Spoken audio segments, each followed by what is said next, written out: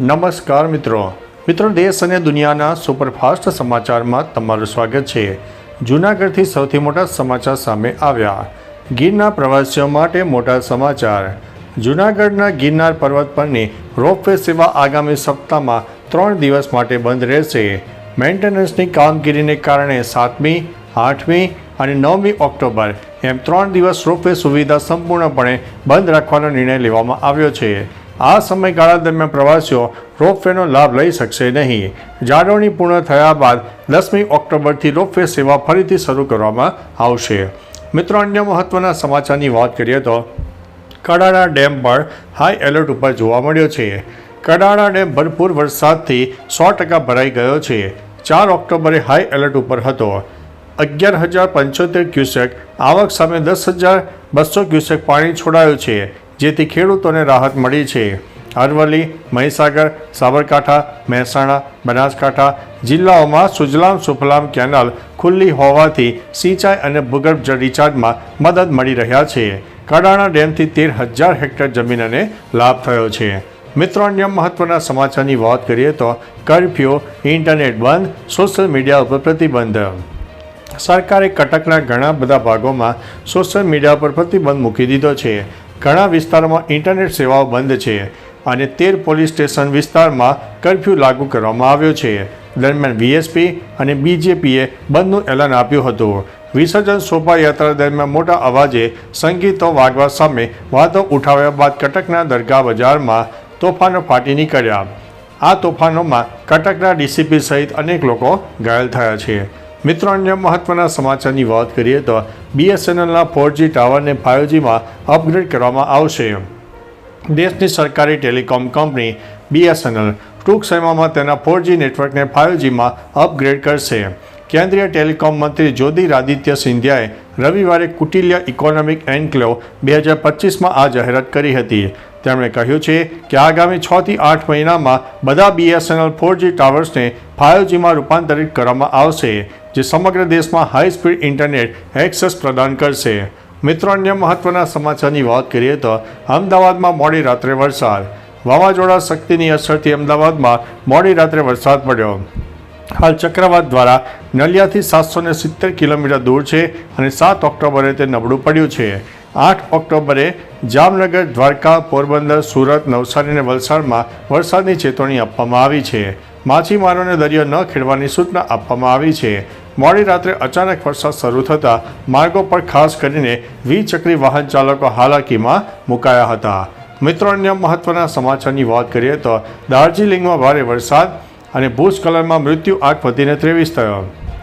રવિવારે પશ્ચિમ બંગાળના મિરિક અને દાર્જિલિંગ પહાડીઓમાં અવિરત વરસાદને કારણે થયેલા મોટા ભૂસ્ખલનમાં મૃત્યુ આંક 23 ઉપર પહોંચી ગયો છે।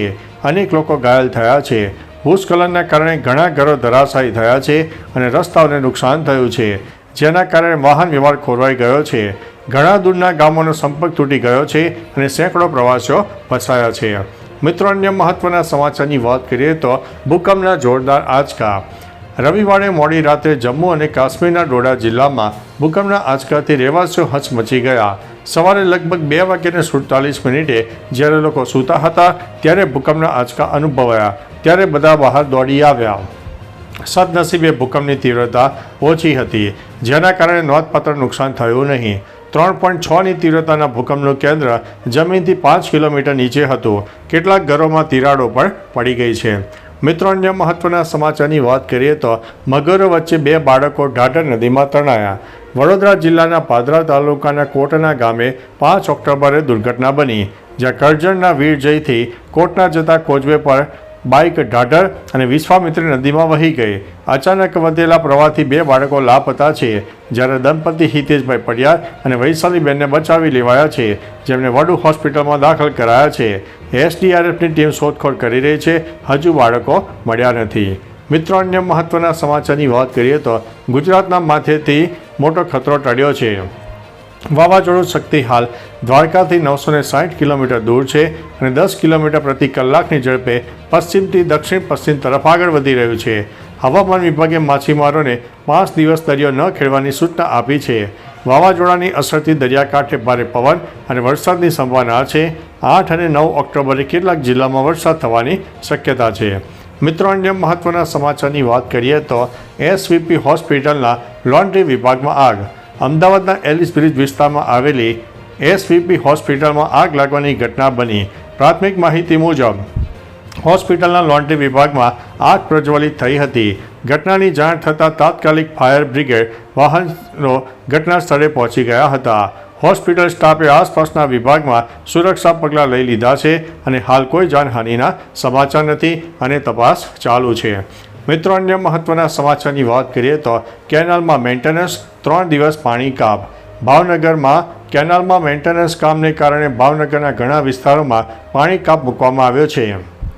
મેન્ટેનન્સના પગલે અધેવાડા, કડિયા બીટ, સાગવાડીમાં પાણી કાપ થશે.